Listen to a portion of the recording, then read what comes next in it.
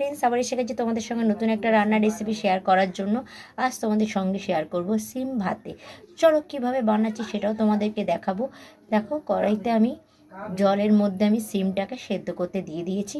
চলো সেদ্ধটা হয়ে নিক, আর কী কী মশলা দেবো সবটুকু তোমাদের সঙ্গে শেয়ার করবো, তার জন্য কিন্তু স্কিপ না করে সঙ্গে থাকো। আর সিমটা আমার সেদ্ধ হয়ে গেছে। আর চলো, তো তোমাদের দেখালাম সিমটা আমার সেদ্ধ হয়ে গেছে। কড়াইতে আমি তেল দিয়ে দিয়েছি, দেখো তেলটা গরম হোক। এবার কড়াইতে কি ফোড়ন দেবো সেটাও তোমাদের দেখাচ্ছি। তো দেখো কড়াইয়ের মধ্যে আমি একটু কালো জিরে ফোড়ন দিয়ে দিয়েছি, 4টে কাঁচা লঙ্কা, কতগুলো রসুনের কোয়াগুলো সবগুলো আমি তেলে দিয়ে একটু হালকা ভেজে নেব।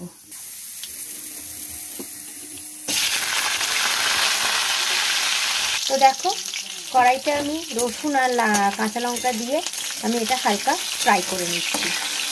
তো চলো, আজকে যে সিম ভাতে বানাবো সেইটা তোমার গরম ভাতের সঙ্গে জাস্ট একটু ফাটাফাটি লাগবে।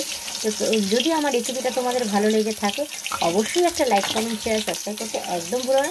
চলো দেখো আমার রসুন কাঁচা লঙ্কা ভাজা হয়ে গেছে, আমি এটা আবার তুলে নেব।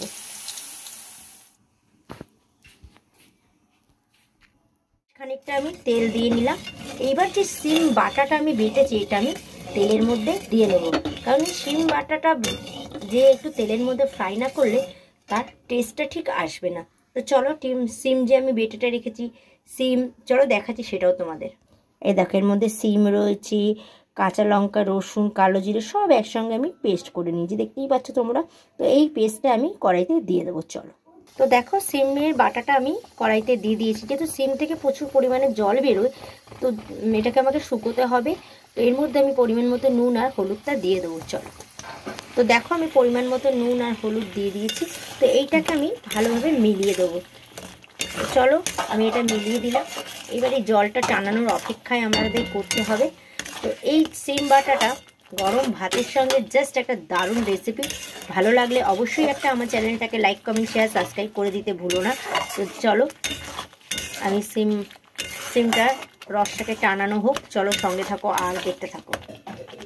আমার সিম ভাতে একদম রেডি হয়ে গেছে, দেখতে পাচ্ছ একদম কতটা জল ছিল শুকিয়ে আমি এরমভাবে টানিয়ে নিয়েছি। তো আমার আজকের এই রেসিপিটা যদি তোমাদের ভালো লেগে থাকে তো অবশ্যই একটা লাইক, কমেন্ট, শেয়ার, সাবস্ক্রাইব করতে একদম ভুলো না। আজকের জন্য টাটা, আবার একটা নতুন রেসিপি নিয়ে কালকে তোমাদের সঙ্গে অনেক কথা হবে। আজকের জন্য টাটা।